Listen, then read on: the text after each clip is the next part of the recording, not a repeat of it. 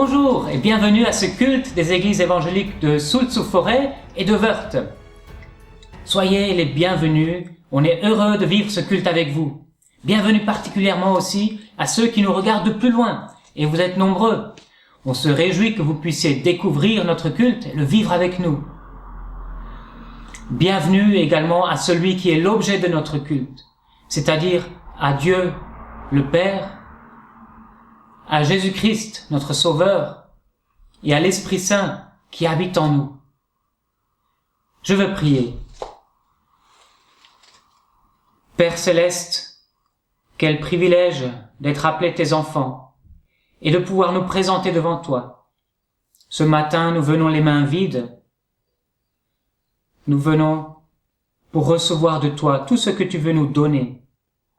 Merci pour Jésus-Christ, ton Fils, que tu as envoyé sur terre, qui est mort sur la croix à notre place, afin que nous puissions à nouveau être en communion avec toi. Merci Seigneur Jésus-Christ parce que tu es présent. Tu nous l'as promis, tu es là avec nous jusqu'à la fin du monde. Merci pour l'Esprit Saint que tu as envoyé et qui habite en nous et qui crie « Abba Père », qui nous donne cette espérance vivante en toi. Sois maintenant glorifié à travers ce culte et viens nous parler à chacun d'entre nous. Amen.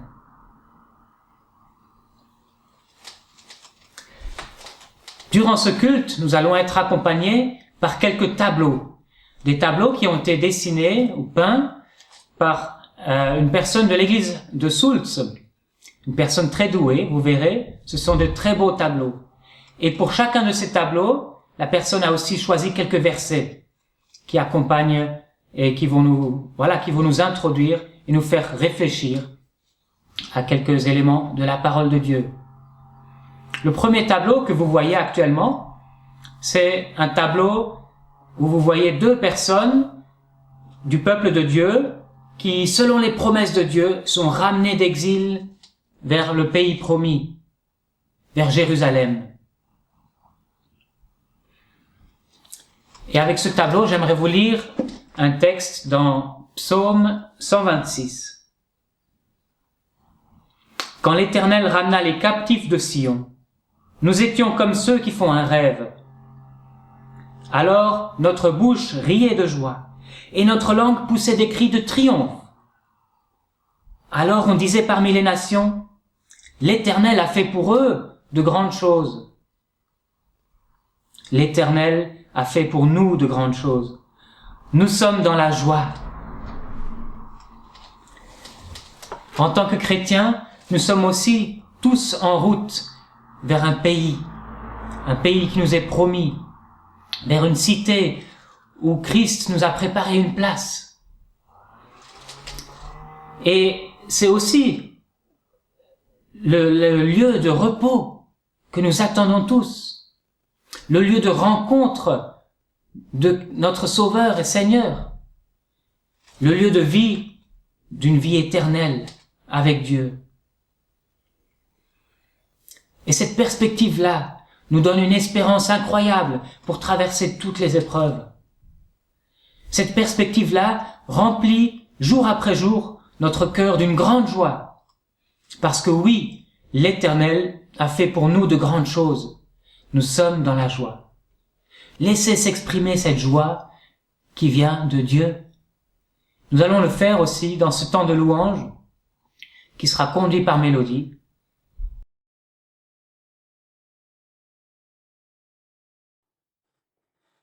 Bonjour, bonjour. J'espère que vous allez bien, physiquement et moralement aussi. Ce confinement qui dure n'est pas facile à supporter et le déconfinement qui commencera demain n'est pas forcément beaucoup plus rassurant. Notre quotidien va connaître plusieurs nouveautés, il y a encore beaucoup d'incertitudes à éclaircir et je crois que chacun à son niveau peut ressentir de la crainte. Mais ce matin, je vous invite à détourner notre regard de cette situation actuelle pour tourner notre regard vers Dieu, notre Sauveur. Et c'est dans ce sens que j'ai choisi ce premier chant dont le refrain dit « Je veux crier à toi plutôt que de me plaindre. Je veux compter sur toi, te louer à nouveau. l'espérance et la joie seront dans ta présence. Et c'est ce que nous voulons faire maintenant, c'est vraiment rechercher la présence de Dieu. Lui, il est là, il est toujours disponible, on le sait. À nous de nous rendre maintenant disponibles pour le louer pleinement de tout notre cœur. Et je vous invite à prier ensemble. Seigneur, tu connais nos préoccupations et nous voulons maintenant les déposer dans tes mains en sachant, en croyant que tu en prends bien soin. Que tu puisses nous aider à pouvoir t'apporter maintenant une louange authentique. Que tu puisses nous aider à porter, à vivre ces mots que nous allons chanter. Pour ta gloire, Seigneur. Amen.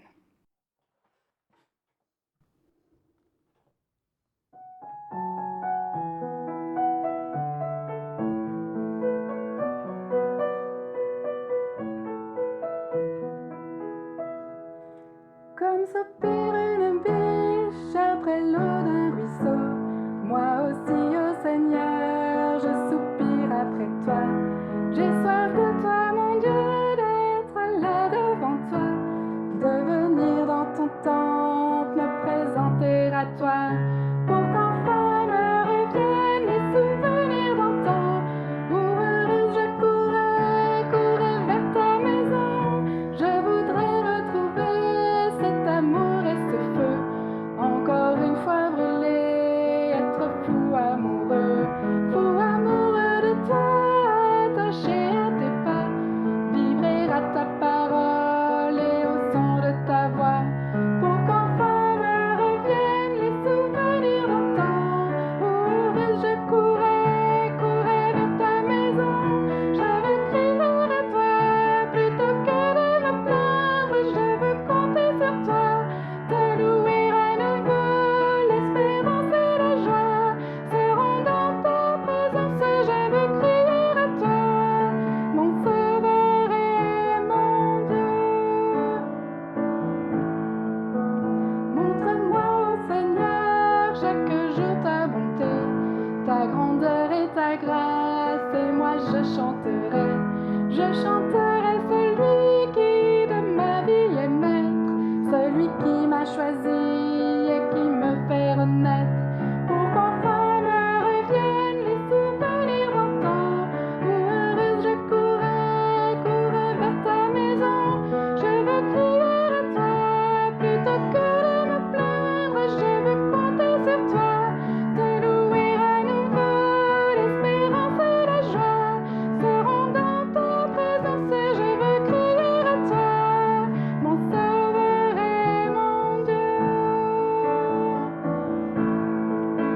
Je veux crier à toi plutôt que de me plaindre, je veux compter sur toi, te louer à nouveau, l'espérance et la joie seront dans ta présence. Je veux crier à toi, mon Sauveur et mon Dieu.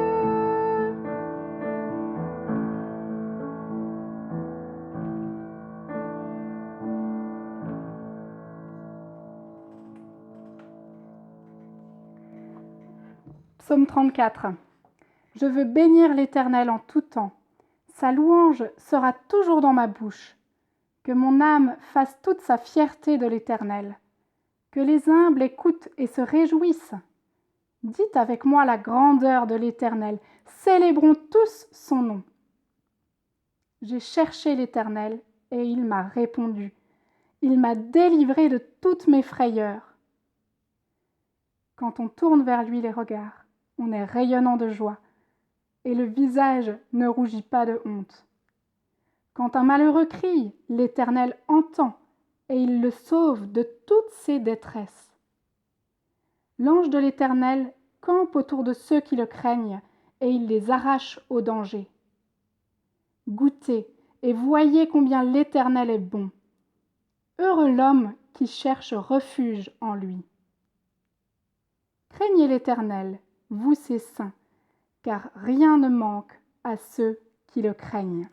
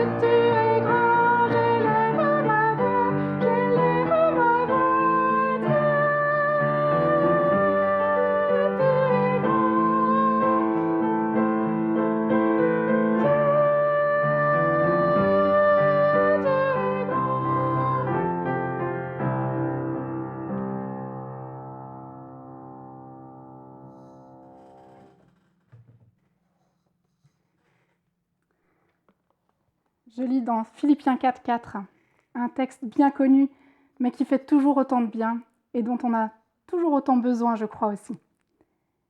Réjouissez-vous toujours dans le Seigneur. Je le répète, réjouissez-vous. Que votre douceur soit connue de tous les hommes. Le Seigneur est proche. Ne vous inquiétez de rien, mais en toute chose, faites connaître vos besoins à Dieu par des prières et des supplications dans une attitude de reconnaissance. Et la paix de Dieu, qui dépasse tout ce que l'on peut comprendre, gardera votre cœur et vos pensées en Jésus-Christ.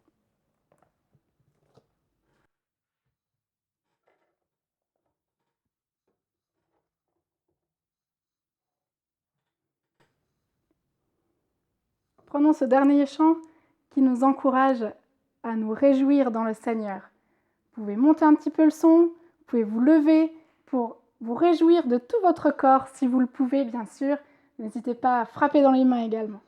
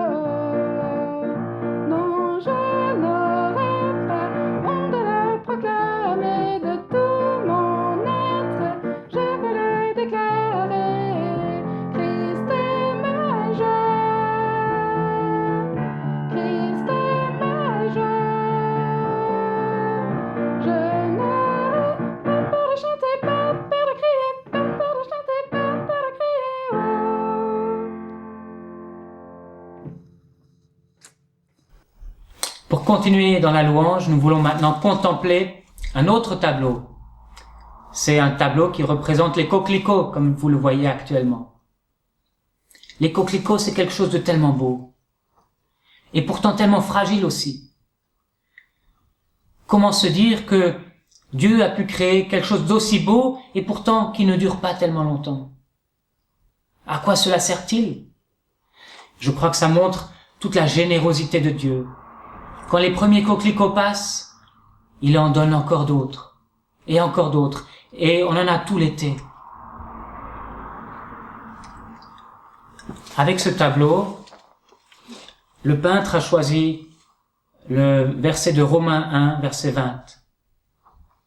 En effet, les perfections invisibles de Dieu, sa puissance éternelle et sa divinité se voient fort bien depuis la création du monde, quand on les considère dans ses ouvrages. Oui, nous pouvons considérer l'ouvrage de Dieu, le contempler, l'étudier même dans la nature. Nous pouvons aussi le considérer dans le salut qu'il nous a offert en Jésus-Christ. Et nous pouvons considérer l'ouvrage de Dieu dans notre vie à chacun. La manière dont il nous a sauvés, la manière dont il prend soin de nous, la manière dont il nous transforme jour après jour. C'est là l'ouvrage de Dieu. Et quand on le considère, ça amène nos cœurs à le louer. Nous allons avoir maintenant la minute des enfants. Et cette minute des enfants va encore présenter un attribut de Dieu. Et après avoir entendu tout cela, nous allons prendre un temps d'adoration. Nous aurons envie d'exprimer par nos propres mots combien notre Dieu est grand, combien nous l'aimons. À tout de suite.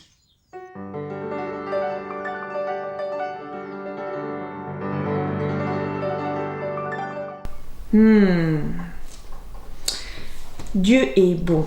Mais qu'est-ce que ça veut dire être bon? Et si on allait demander à quelqu'un? Hé Amaris, dis-moi, qu'est-ce que ça veut dire être bon? Eh bien, ça veut dire être bon comme un gâteau. Ce gâteau, il est extrêmement bon. Il est bien moelleux, il est encore tout chaud parce qu'il vient de sortir du four. Ah là là, je te dis, il est trop bon. Être bon, c'est avoir bon goût. C'est vrai ça. Ah oui, je me souviens, dans la Bible, il y a marqué que Dieu a le goût de miel. Mais quand même, il y a un problème. Je vais quand même pas croquer Dieu. Ah, ça doit vouloir dire autre chose, Dieu est bon. Si on allait demander à quelqu'un d'autre. Allez, venez!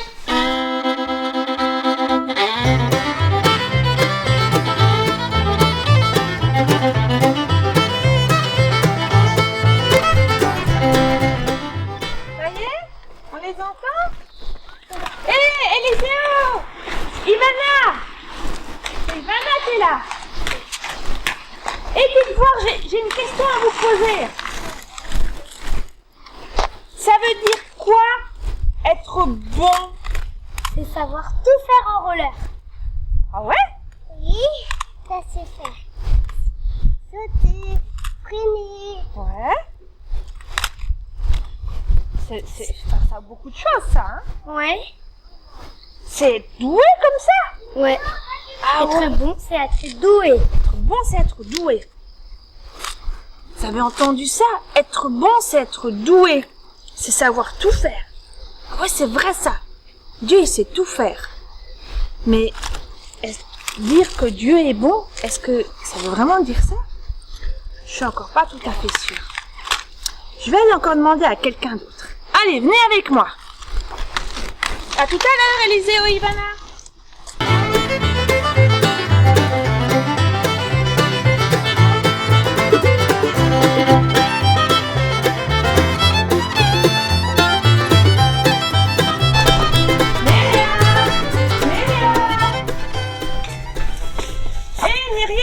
Dis-moi, j'ai une question. Je peux te déranger? Oh maman, pas maintenant, je suis en train de chercher le bon résultat de ma question. Oh, ok. Bon ben, je te laisse.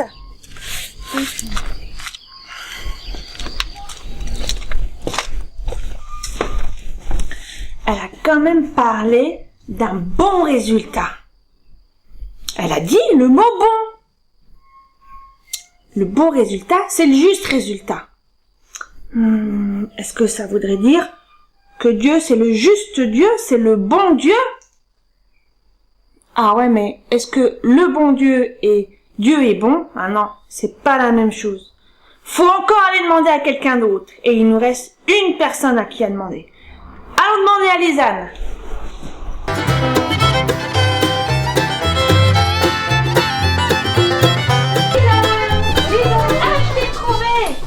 J'ai une question à te poser, Lisanne. Dis-moi, ça veut dire quoi, être bon? J'ai dit un bon papa, il m'a pardonné de casser la tasse. Ça me fait penser à Dieu aussi. Dieu est bon. Il est patient, il est lent à la colère et il nous pardonne. Ah, voilà la réponse. Oui, Dieu a bon goût. Oui, Dieu peut tout faire. Oui, c'est le juste Dieu, c'est le bon Dieu. Mais surtout, Dieu est lent à la colère et il nous pardonne comme un père. Et dans Lamentation 3, versets 22 à 23, il y a écrit « Les bontés de l'Éternel ne sont pas épuisées. Elles se renouvellent chaque matin. » Voilà, je crois qu'on a eu notre réponse.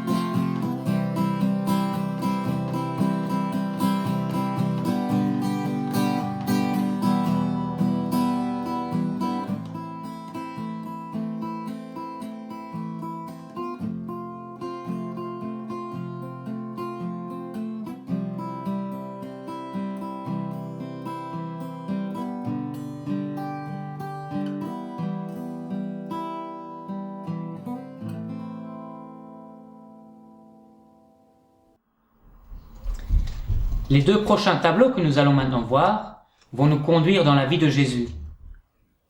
Le premier tableau, intitulé Le lac de Tibériade. C'est un endroit où Jésus a souvent été et prêché, où il a rencontré ses disciples aussi. Et le deuxième tableau, celui du bateau, avec les pêcheurs. Ce tableau nous rappelle que les disciples de Jésus étaient des pêcheurs. Et voilà les versets qui ont été choisis par le peintre. Marc 1, les versets 16 et 17. En passant le long de la mer de Galilée, Jésus vit Simon et André, fils de Simon, qui jetaient leurs filets dans la mer. En effet, ils étaient pêcheurs. Jésus leur dit, « Suivez-moi, et je vous ferai devenir pêcheurs d'hommes. » Jésus a appelé ses disciples. Il les a appelés à un changement de vie, même un changement de métier, un changement d'objectif. C'est ce qu'il fait aussi avec chacun d'entre nous. Il nous appelle pour que nous ne travaillions plus juste pour nous-mêmes, mais pour que nous travaillions pour lui, pour que ce soit lui qui nous indique nos objectifs, qui nous donne nos missions. Est-ce que Jésus voudrait faire de nous des pêcheurs d'hommes? Clairement oui, c'est ce qu'on voit dans le Nouveau Testament. Il aimerait qu'à notre tour, nous allions apporter l'Évangile, cette bonne nouvelle, à d'autres autour de nous, pour que eux aussi puissent être amenés vers Jésus-Christ. Nous arrivons maintenant au moment des témoignages. Nous verrons d'abord le témoignage de Béatrice, qui fait des masques, et ensuite un retour de Laurent, également de Jérémie, qui sont allés déposer vos créations, vos cartes, dans les EHPAD à Wörth et à Sulz. À tout à l'heure.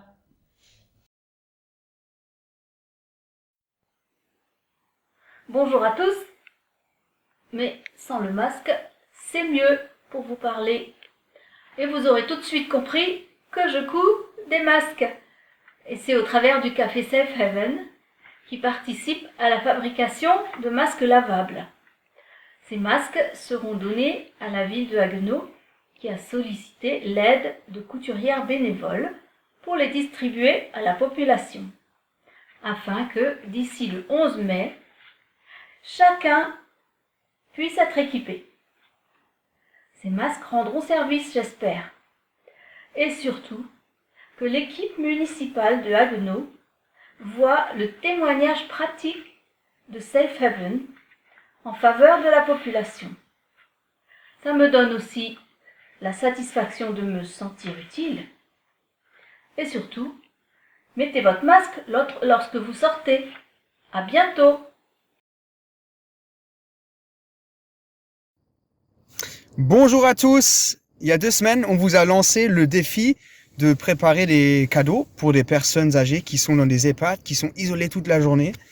Et du coup, on a reçu plein de choses et je vais vous faire le tour de ce qu'on a reçu. Et donc après, je vais les apporter et aussi vous dire comment ça a été reçu. Du coup, ici, vous voyez des cartes de table qui sont avec des versets pour chaque personne, j'imagine, de l'EHPAD. Et sinon, il y a des dessins, il y a beaucoup de dessins, il y a aussi des choses dessinées au pinceau, avec des, bon là c'est juste un dessin, mais il y a aussi des cartes. Par exemple ici, un petit mot d'encouragement. Et encore plus de décoration de table avec des versets dessus. Bah merci pour toutes ces contributions. Et on va voir comment ça va être reçu.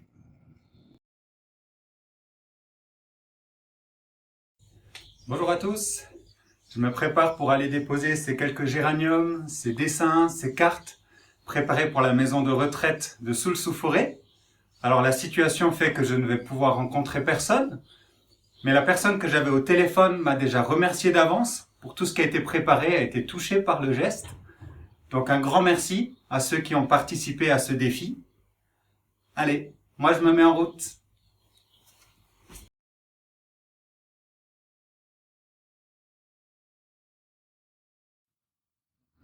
Alors ça s'est bien passé. Vous avez vu sur la photo Marie Pfister, c'est l'animatrice de l'EHPAD. Elle vous salue tous, elle vous dit merci aussi pour ces belles contributions. Donc elle disait aussi qu'il y a déjà des choses qui sont accrochées dans les couloirs et qu'elle va en rajouter. Alors je disais aussi qu'il y en a beaucoup, elle peut aussi les distribuer individuellement aux personnes et ça sera fait. Donc merci à vous tous qui avez contribué et participé à ce défi. À la prochaine. Merci beaucoup, Béatrice, pour ton témoignage. Merci aussi parce que tu as eu le courage de l'enregistrer pour qu'on puisse le diffuser. Je sais que de nombreuses autres personnes cousent des masques en ce moment et je vous encourage à continuer. C'est une façon d'être sel et lumière pour notre monde aujourd'hui. Merci également à Laurent et à Jérémy qui sont allés visiter les 2 EHPAD de nos villes respectives. Et je prie que ces cadeaux qu'on a offerts puissent être un témoignage pour les personnes qui vont les recevoir. Je vous encourage aussi à prier pour les EHPAD et pour le personnel des EHPAD. Nous arrivons maintenant au temps de la prédication et c'est Jérémy Frey qui va nous parler du livre d'Esther. Mais avant ça, les enfants ont la possibilité de faire l'école du dimanche. On a envoyé un document. Merci à Béatrice qui a préparé ce document. À tout à l'heure.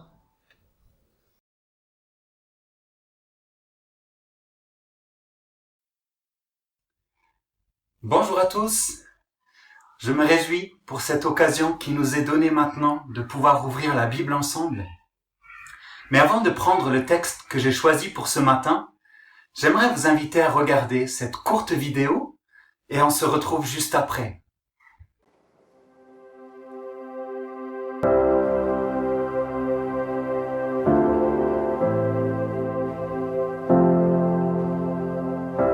Alors que je cherchais de l'espoir, un sens à mon histoire, on m'a dit que j'étais le fruit du hasard, et tout est devenu brouillard.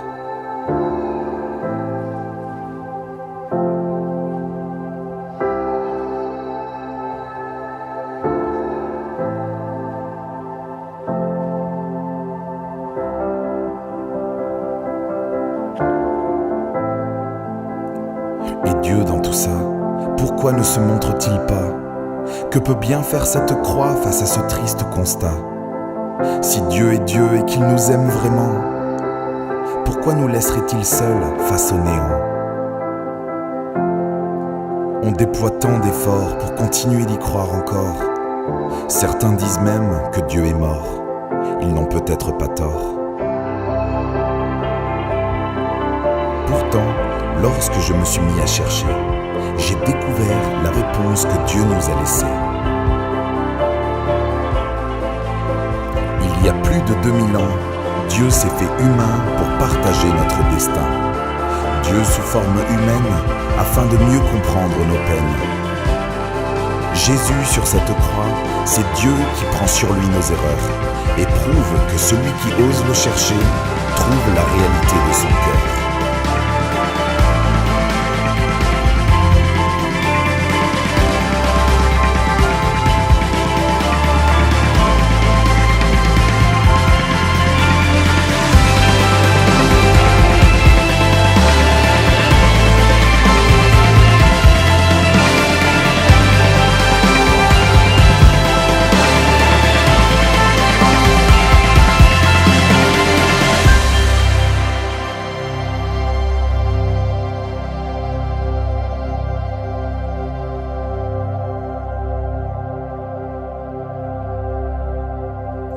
Jésus sur cette croix, c'est Dieu qui prend sur lui nos erreurs, pour permettre à chaque homme de se réconcilier avec le Créateur.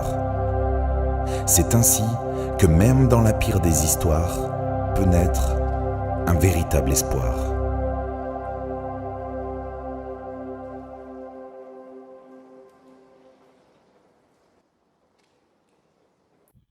Waouh! J'aurais aimé pouvoir observer vos réactions tout au long de la vidéo. C'est une magnifique réalisation, n'est-ce pas? On en a déjà vu d'autres au début de ce culte et en voici une nouvelle réalisée cette fois-ci par Jean Schott du collectif Majestar et je le remercie encore pour la possibilité de pouvoir diffuser cette vidéo aujourd'hui. Majestar est un collectif que vous connaissez peut-être et qui fait un super travail pour annoncer l'évangile au moyen de l'art et ils ont notamment fait un super projet sur le thème du pardon que vous pouvez découvrir sur leur site internet. Vous trouverez l'adresse du site en bas de la vidéo de ce culte. Mais pour revenir maintenant à la vidéo que nous venons de voir, j'aimerais en relever deux aspects qui illustrent vraiment bien ce que j'aimerais vous partager ce matin. La première chose, c'est le travail extraordinaire du peintre. Si vous êtes comme moi, alors vous avez essayé d'observer Jean dans tout ce qu'il a fait. Vous avez essayé de comprendre vers où est-ce qu'il voulait aller. Vous êtes probablement demandé, mais pourquoi est-ce qu'il fait ce trait comme ça? Pourquoi est-ce qu'il le fait à cet endroit-là? Pourquoi est-ce qu'il utilise telle couleur? Pourquoi tel contraste? Vers où est-ce qu'il veut aller en fait? Et c'est seulement lorsque le tableau se termine qu'on découvre que tout prend soudain tout son sens. Et la deuxième chose que je voudrais encore relever, c'est le message qui ressort du tableau. Un message fort, un message d'espoir.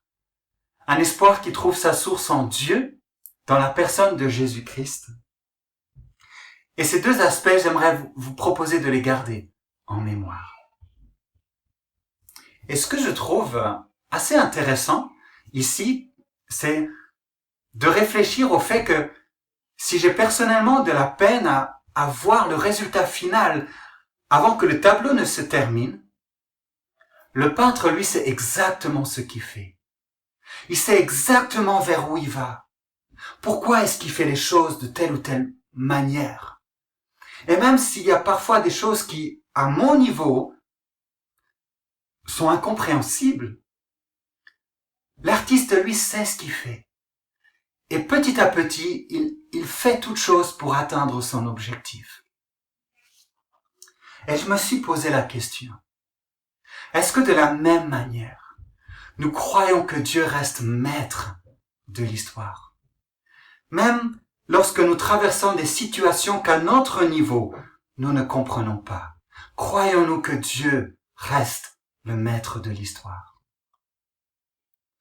C'est une question qui nous rejoint beaucoup en ce moment. Et on entend malheureusement beaucoup de choses entre ceux qui accusent Dieu, se rebellent contre lui de ce que nous vivons aujourd'hui, d'autres qui pensent pouvoir expliquer Dieu, pouvant expliquer tout ce qui nous arrive.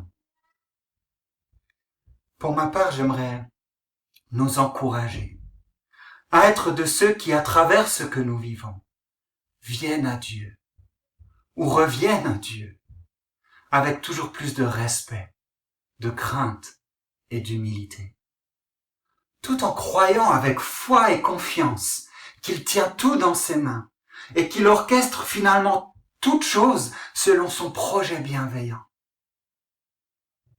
Même lorsqu'il y a des situations que je ne comprends pas. Une crainte de Dieu qui me garde humble, accompagnée d'une vraie confiance en lui et en sa bonté. Et c'est ce que je vous propose de réfléchir un peu ensemble aujourd'hui, au travers d'un texte en particulier. Et ce texte se trouve dans le livre d'Esther. Alors je ne sais pas comment vous êtes familier avec ce livre. C'est un livre vraiment intéressant que je vous recommande la lecture. Cette semaine, pourquoi pas? Un livre très particulier pour au moins une raison. C'est que Dieu n'y est jamais mentionné. Pas une fois. Pourtant, le lecteur attentif ne pourra que reconnaître derrière toutes les coïncidences et les événements parfois distants de bien des années que Dieu est bel et bien présent. Qu'il est tout autant à l'œuvre lorsqu'il reste discret que lorsqu'il agit parfois avec éclat, comme lors de la traversée de la mer des Roseaux, par exemple, que nous a rappelé Pascal récemment. L'histoire d'Esther nous invite donc à observer l'œuvre de Dieu au travers de sa providence. L'histoire se déroule environ 5 siècles avant la venue de Jésus-Christ et se situe en dehors du territoire d'Israël. On est là au milieu de l'Empire perse et les Juifs encore en exil à ce moment-là étaient dispersés un peu partout dans l'Empire. Et dans ce contexte particulier, on fait la connaissance d'un homme, Aman. Il était premier ministre du roi et nourrissait depuis longtemps maintenant une haine forte contre le peuple juif. Et cette haine va même le conduire à faire signer un décret par le roi ordonnant leur extermination totale à une date donnée. Cette date a été fixée et Esther, alors juive, apprend le terrible décret par l'intermédiaire de Mardochée. Esther est à ce moment-là la femme du roi, la reine donc, mais le roi ignorait tout à ce moment-là de son origine juive. Esther va alors appeler le peuple à jeûner et à prier pour cette situation. Prier pour qu'elle puisse obtenir la grâce d'aller voir le roi et lui exposer la situation. Il faut savoir qu'on ne se présentait pas comme ça devant le roi. On ne se présentait pas à lui sans y avoir été invité au préalable, sous peine d'être mis à mort. Et cela était vrai même pour la reine. La démarche d'Esther n'était donc pas anodine. Mais l'histoire nous montre que Esther va obtenir cette grâce. Et lorsqu'elle sera devant le roi, plutôt que de lui présenter directement sa requête en faveur du peuple juif, et donc en sa faveur aussi, elle va plutôt choisir d'inviter le roi à 2 banquets successifs, et ce, en compagnie d'Aman. Et ce que je vous propose, c'est de pouvoir maintenant regarder ce qui va se passer durant les quelques heures qui vont précéder ce 2e banquet. 2e banquet où Esther va enfin exprimer sa requête. Mais nous, on va se concentrer sur ce qui va se passer juste avant. Aman ne se doute de rien à ce moment-là, ne se doute absolument pas de la démarche d'Esther. Il est même plutôt joyeux à l'idée de se rendre à ce 2e banquet. Sauf que la veille, il va faire la rencontre de Mardochée en rentrant chez lui à la maison. Ce qui va réveiller en lui toute la haine qu'il a envers cet homme et envers l'ensemble du peuple juif. Sa femme et tous ses amis vont alors lui suggérer une chose assez surprenante. Verset 14 du chapitre 5. Fais préparer une potence de 25 mètres de haut, et demain matin demande au roi qu'on y pende Mardochée. Tu pourras ensuite accompagner dans la joie le roi au banquet. Aman trouva le conseil bon et fit préparer la potence. Ça nous dit beaucoup de l'homme qu'il était. Je vous propose de découvrir maintenant la suite du récit au chapitre 6 à partir du verset 1. Cette nuit-là, le roi ne parvint pas à trouver le sommeil. Il se fit donc apporter le registre des événements marquants, les annales, et l'on fit la lecture devant lui. On y trouva mentionnées les révélations faites par Mardochée à propos de Bigtan et de Teresh, les 2 eunuques du roi qui avaient la garde de l'entrée et qui avaient voulu porter la main contre le roi Assuérus. Le roi demanda « Quelle marque d'honneur et de grandeur a-t-on accordé à Mardochée pour cela ?» « On ne lui a absolument rien accordé, répondirent les jeunes serviteurs du roi. Le roi demanda alors « Qui est donc dans la cour ?» Aman avait justement fait son entrée dans la cour extérieure du palais pour demander au roi de pouvoir faire pendre Mardochée. Les serviteurs du roi lui répondirent « C'est Aman qui se tient dans la cour. »« Qu'il entre » ordonna le roi. Dès qu'Aman fut entré, le roi lui demanda « Comment faut-il traiter un homme que le roi veut honorer ?» Aman se dit « Qui d'autre que moi, le roi, voudrait-il honorer ?» Elle lui répondit, si le roi veut honorer un homme, il faut prendre un vêtement royal que le roi a déjà porté, ainsi qu'un cheval que le roi a déjà monté, et sur la tête duquel on est posé une couronne royale. Il faut confier le vêtement et le cheval à l'un des plus illustres princes du roi, mettre cette tenue à l'homme que le roi veut honorer, le conduire monter sur le cheval sur la place de la ville, et crier devant lui, « Voici comment l'on agit pour l'homme que le roi veut honorer. » Le roi dit à Aman, « Dépêche-toi de prendre le vêtement et le cheval, comme tu l'as dit, et fais tout cela pour le juif Mardoché, qui est assis à la porte du roi, sans rien négliger de tout ce que tu as mentionné. » Aman prit donc le vêtement et le cheval, mit cette tenue à Mardoché et le conduisit monter sur le cheval, sur la place de la ville en criant devant lui, « Voici comment l'on agit pour l'homme que le roi veut honorer. » Mardoché retourna ensuite à la porte du roi, tandis qu'Aman s'empressait de rentrer chez lui, dans une attitude de deuil et la tête couverte. Lorsqu'il exposa point par point à sa femme et à tous ses amis tout ce qui lui était arrivé, ses conseillers et sa femme lui dirent, « Si ce Mardoché devant lequel tu as entamé ta déchéance est un juif, tu ne pourras rien faire contre lui, tu ne pourras que perdre la partie. » Jusqu'ici, la lecture de la parole de Dieu.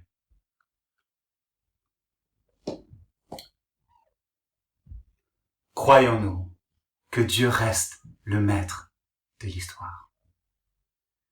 Je vous propose de revenir un petit peu sur le texte ensemble et de faire quelques observations.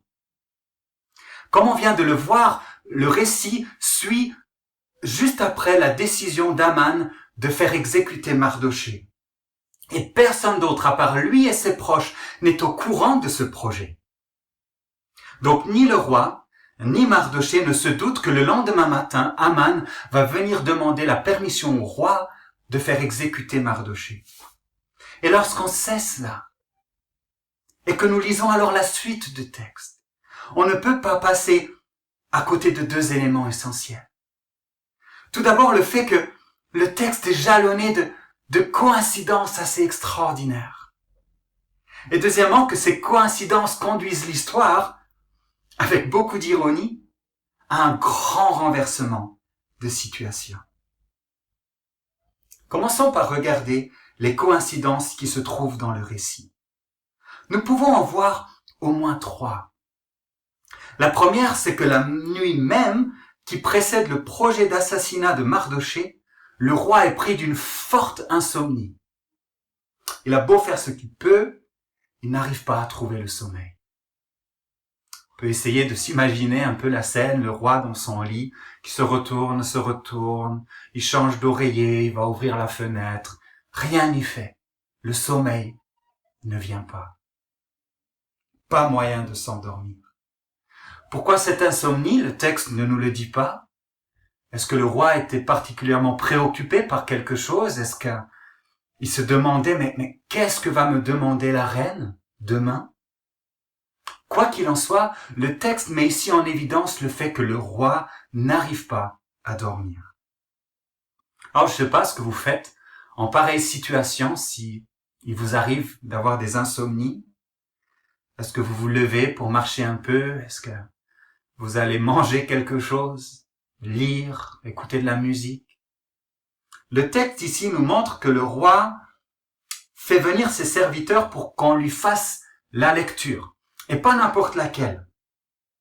Il s'agit de la lecture du registre dans lequel sont répertoriés tous les grands événements des années passées. Et c'est là qu'on retrouve une deuxième coïncidence. En prenant le registre, ceux qui sont chargés de faire la lecture au roi tombent sur un événement qui concerne Mardoché. On retrouve cet événement à la fin du chapitre 2. Je vous inviterai à le lire chez vous. Mardoché avait surpris deux hommes en train de monter tout un complot contre le roi. Mardoché les avait alors dénoncés et permis de sauver la vie du roi. Les années ont passé et Mardoché n'a jamais été récompensé. Je repense alors à mon illustration du peintre et du tableau. lorsqu'on lit le livre d'Esther et qu'on arrive à ce récit du complot déjoué par Mardochée, on a à première vue de la peine à comprendre mais qu'est-ce que ce récit vient faire ici? Un peu comme ce trait de peinture au coin du tableau dont on n'arrive pas à comprendre l'utilité. Mais ce qui est intéressant, c'est que maintenant que le tableau d'Esther se poursuit, on découvre que cet événement qui semblait énigmatique prend tout d'un coup tout son sens. Il avait son utilité dans le tableau.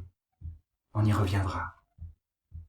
Si on revient à notre texte, on peut observer la réaction du roi lorsqu'il entend cet événement. Et nous voyons qu'il cherche à savoir si Mardochée a été récompensé de cela. Et comme ce n'est pas le cas, son souci premier est désormais de savoir mais comment est-ce que je peux honorer cet homme?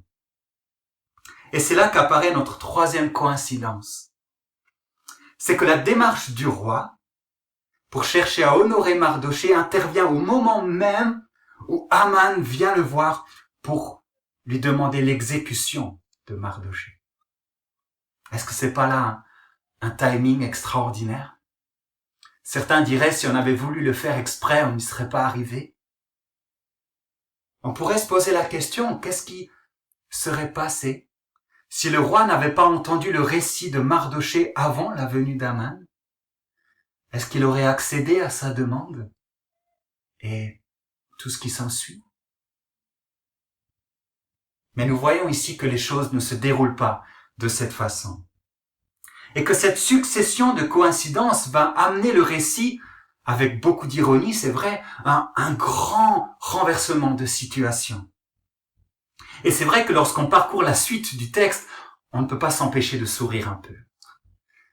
Mais derrière cette ironie, n'oublions pas que quelque chose d'incroyable est en train de se passer. Et j'aimerais vous proposer de regarder ce changement de situation du point de vue d'Haman, de nous mettre un instant dans sa situation. Haman est plus que heureux, un bonheur assez sadique, je conçois, de se rendre auprès du roi et de demander à pouvoir faire exécuter Mardochée, pour pouvoir ensuite se rendre au banquet, le cœur léger et heureux d'y assister. Il entre chez le roi, et le roi lui demande alors conseil, lui pose une question. Comment est-ce que je peux honorer un homme? Et on voit là Haman, plein d'orgueil, être convaincu qu'il ne peut s'agir que de lui. Et du coup, il se met à monter toute une cérémonie, vraiment grandiose. Et après avoir exposé toute son idée, je ne peux que m'imaginer Haman attendre ce moment où le roi va lui dire « mais qu'on fasse tout cela pour toi ». Sauf que le projet du roi était d'honorer Mardochée et non Haman. Et on peut s'imaginer l'ascenseur émotionnel qu'a dû ressentir Haman lorsqu'il a entendu le nom de Mardochée au lieu du sien. Imaginez, il était venu pour le faire exécuter, et voilà qu'il doit le revêtir d'un vêtement royal et marcher devant lui sur la place publique en criant « Voici comment on agit pour l'homme que le roi veut honorer ». Je suis pas convaincu qu'il ait crié avec beaucoup de conviction. Quel renversement de situation. Haman, qui était venu voir le roi la tête haute, entre chez lui le cœur lourd et dans une attitude de deuil. Même ses proches, au lieu de le rassurer, vont l'accabler encore un peu plus en lui disant finalement « c'est mauvais pour toi ». Quelle histoire! Comment est-ce qu'on peut comprendre tout cela? Quelle était l'intention de l'auteur en nous racontant tout cela? Je crois qu'à la lumière de tout ce que nous venons de souligner dans le texte, on peut voir les choses de deux manières différentes. La première manière est de considérer finalement la succession des événements comme les conséquences d'un heureux hasard. C'est par hasard que le roi a eu cette insomnie cette nuit-là, c'est par hasard qu'il a fait lire les annales, c'est par hasard qu'il a pu entendre les récits concernant Mardochée et finalement tout ce qui s'ensuit est le résultat de ce hasard. La difficulté avec cette compréhension, c'est qu'au final, rien n'a vraiment de sens. Rien n'a vraiment de perspective. Les événements arrivent simplement tels qu'ils arrivent et tout s'enchaîne de cette façon. Une autre manière de considérer les choses, c'est d'y voir la main souveraine de Dieu. De voir derrière toutes ces coïncidences et le renversement extraordinaire qui se produit, l'action discrète mais extraordinaire de Dieu. Et ce pour au moins 3 raisons que j'aimerais encore souligner. La première raison, c'est que rien ne se passe ici qui ne soit le fruit d'une stratégie ou d'un plan humain. En effet, ni Esther ni Mardochée ne pouvaient imaginer un tel scénario. D'ailleurs, ni l'un ni l'autre n'étaient au courant du projet d'Aman d'exécuter Mardochée. Seul Dieu, qui connaît toutes choses, pouvait ainsi coordonner de manière parfaite les événements pour sauver la vie de Mardochée. La deuxième raison, c'est la cohérence des événements lorsqu'on regarde le livre d'Esther dans son ensemble. Qui aurait pu prévoir que le complot déjoué par Mardochée des années auparavant allait servir aujourd'hui à sauver sa propre vie et même à renverser un homme tel que Aman? Seul Dieu qui connaît toutes choses pouvait coordonner de manière parfaite des événements tellement distants par le temps et qui à premier abord n'avaient aucun lien l'un avec l'autre. J'aimerais à ce propos nous rendre attentifs à quelque chose de beau. Au moment de notre texte, voilà 3 jours que le peuple jeûne et prie pour son salut. Prie pour que Dieu intervienne contre la folie d'Aman. Et notre texte nous montre en fait que Dieu avait déjà prévu bien des années auparavant la réponse à leur prière. C'est intéressant. Alors oui, c'est vrai, à ce stade du récit, nous ne savons pas comment les choses vont continuer. Et pour cela, je vous invite à lire le livre d'Esther tout à l'heure chez vous à la maison. Mais nous pouvons déjà voir que quelque chose est en route. Dieu est à l'œuvre pour faire quelque chose de grand. Une œuvre qui appartient à son grand projet bienveillant. Et c'est ce qui m'amène à la 3e et dernière raison qui me montre que Dieu est au cœur de notre texte. Lorsque nous considérons le récit dans l'ensemble de la Bible cette fois-ci, nous ne pouvons que constater que de toute éternité, Dieu conduit les événements de l'histoire pour accomplir son projet bienveillant, celui de sauver l'humanité du péché au travers de son Fils, Jésus-Christ. Pour cela, il s'est choisi un peuple, le peuple juif. Et depuis Abraham, il conduit les événements pour offrir au monde le sauveur dont il a besoin. Et le livre d'Esther s'inscrit dans l'histoire de ce grand projet. Le texte que nous avons lu s'inscrit dans l'histoire de ce grand projet. Et je crois qu'il est important de se le rappeler, de prendre par moments de la hauteur pour voir les choses sur un angle plus grand que ce que nous vivons directement. Considérer les événements à la lumière du grand projet de Dieu ne signifie pas pour autant l'absence de difficultés, l'absence d'épreuves pour le peuple de Dieu et n'enlève pas non plus sa responsabilité dans ce qu'il fait ou ne fait pas. Mais de considérer les choses selon le grand projet de Dieu nous permet de comprendre que même dans la difficulté, même dans une situation aussi critique que celle qu'Esther et Mardochée connaissent, Dieu reste aux commandes de l'histoire. Et je crois que c'est là ce que le texte veut nous enseigner ce matin. Dieu reste aux commandes de l'histoire. Alors quelles leçons pouvons-nous en tirer peut-être pour aujourd'hui et particulièrement dans la situation que nous connaissons? J'aimerais retenir 3 leçons, 3 applications, peut-être que vous en aurez d'autres. La première, c'est un encouragement à renouveler notre confiance en Dieu, à croire que même au cœur de la tourmente, Dieu reste digne de confiance. Comme nous l'avons vu, il est tout puissant pour conduire l'histoire selon ses desseins, et il n'est pas pris au dépourvu même par la folie furieuse d'un homme comme Aman. À combien plus forte raison n'est-il pas pris au dépourvu par ce qui nous arrive aujourd'hui? Dieu reste digne de confiance. Et en parallèle de cette confiance, deuxième application, que nous puissions accompagner cette confiance d'une juste crainte de qui est Dieu. Il est vrai que notre texte nous confronte à la folie furieuse d'un homme comme Aman. Mais en même temps, le texte nous montre quelqu'un de plus puissant que lui, à savoir Dieu. Et que tout est sous son contrôle. Et s'il est vrai qu'Aman pouvait tuer le corps, il ne pouvait tuer l'âme. C'est pourquoi Jésus, par exemple, dans l'évangile de Luc au chapitre 12, nous appelle justement à ne pas craindre les meurtriers, mais à craindre Dieu. À comprendre que ce qui est le plus important dans notre vie, c'est finalement notre relation à Dieu. Est-ce que tout est en ordre entre moi et Dieu?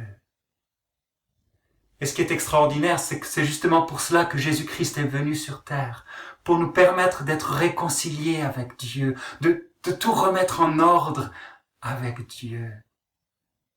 Ce qui m'encourage dans notre texte, c'est de voir comment l'épreuve qu'a vécu le peuple juif à ce moment-là les a conduits à se rapprocher de Dieu, au travers du jeûne et de la prière. Que de la même manière, ce que nous vivons aujourd'hui puisse être un tremplin qui favorise un retour à Dieu peut-être, d'être toujours plus proche de lui,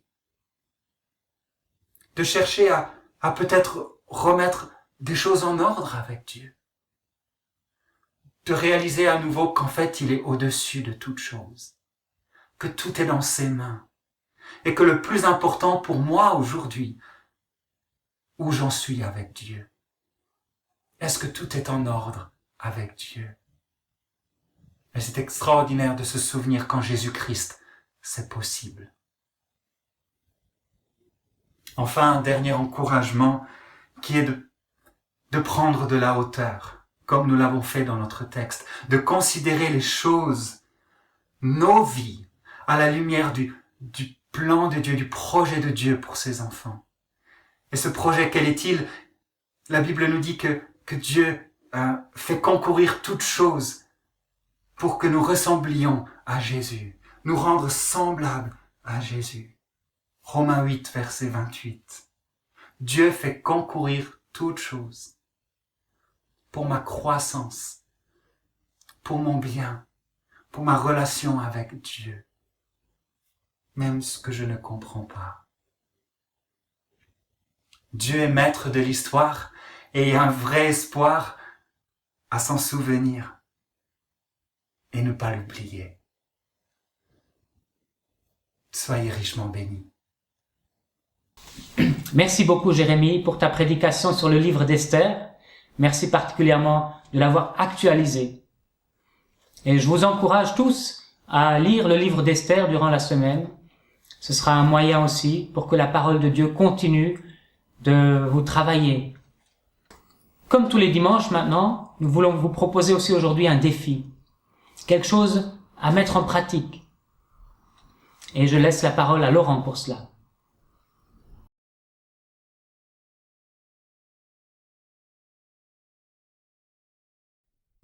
Certains de vous ont peut-être une affiche comme celle-ci à la maison qui indique ce qui vous est important et ce que vous aimeriez vivre en tant que famille. Il y a marqué les règles de la famille. S'aimer, passer du temps ensemble, prendre soin les uns des autres, pardonner, accueillir des amis. Toutes des bonnes choses qu'on aimerait vivre en tant que famille.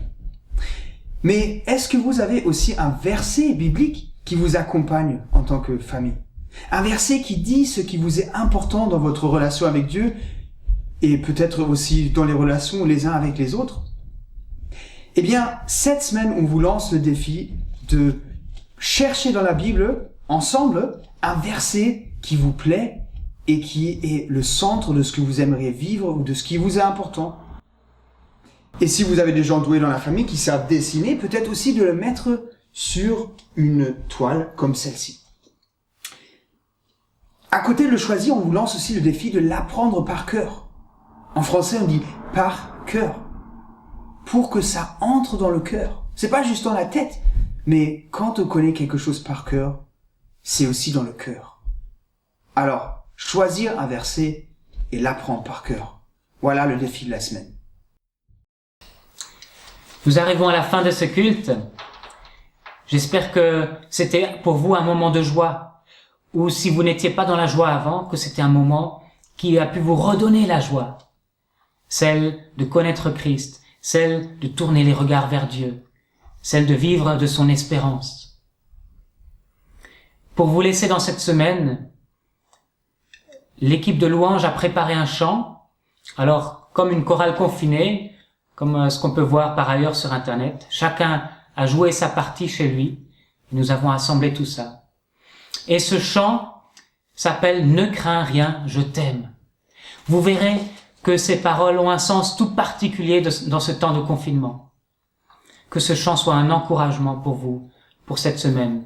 Vous le trouverez aussi en vidéo sur la chaîne de l'église, juste ce chant-là, et vous pouvez le partager aussi autour de vous.